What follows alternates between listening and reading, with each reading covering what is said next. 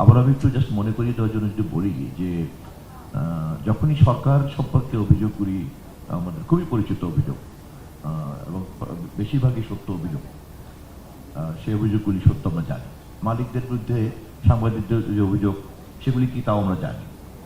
আবার একই সঙ্গে সরকার এবং মালিক উভয় পক্ষের গণমাধ্যমকে নিয়ন্ত্রণ করার তার যার যার স্বার্থে সেই সুযোগে সাংবাদিকতার নামে একটা অপসাংবাদিকতাও যে চলে, ক্লায়েন্ট অ্যান্ড প্যাট্রন রিলেশন তৈরি হয়।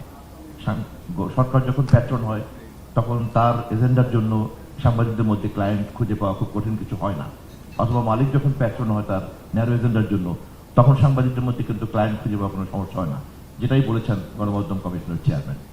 অতএব সমস্যাটা কিন্তু একটা সামগ্রিকভাবে এই বাংলাদেশের গণমাধ্যমের ক্ষেত্রে একটা টোটাল ইকোসিস্টেমের প্রবলেম হিসেবে আছে।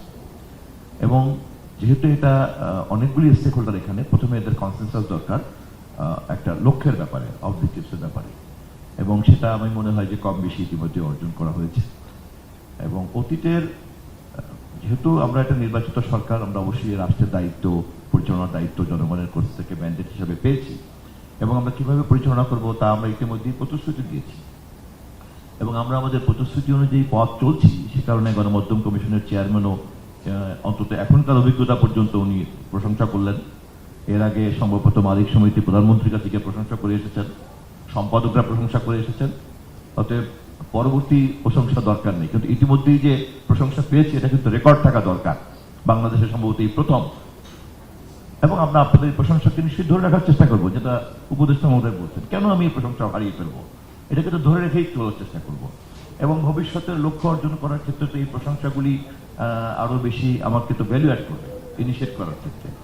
তো সেই দিক থেকে আমি মনে করি যে এই মুহূর্তে যেটা করণীয়, যে সর্বশেষ আমরা যে লক্ষ্য নির্ধারণ করেছি, খুব দ্রুতই আমরা একটা পরামর্শ কমিটি করব, এবং সেই পরামর্শ কমিটির পক্ষ থেকে সকল অংশীদারদেরকে সাথে নিয়ে আমাদের সুনির্দিষ্ট গণমাধ্যম কমিশন গঠন করার প্রস্তাব সেই পরামর্শ কমিটির পরামর্শ হিসাবে ক্যাবিনেটের সামনে, সরকারের সামনে আমরা উপস্থাপন করব।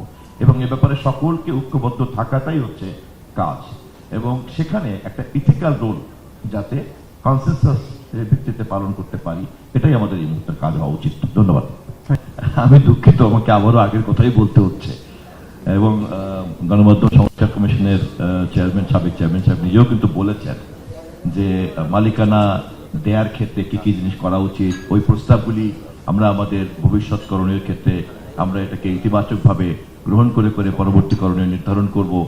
এই মুহূর্তে যেহেতু এরকম একটা পরিস্থিতি বিরাজ করছে, এবং তারা যেহেতু আছেন, তারপরে অভিযোগ আকারে একমাত্র সরকার পরিবর্তন হয়েছে, বাদ বাকি প্যাট্রনরা কিন্তু বাদ বাকি গণমাধ্যমে অন্যান্য যারা রং প্যাট্রন তারা কিন্তু সবাই রয়ে গেছেন।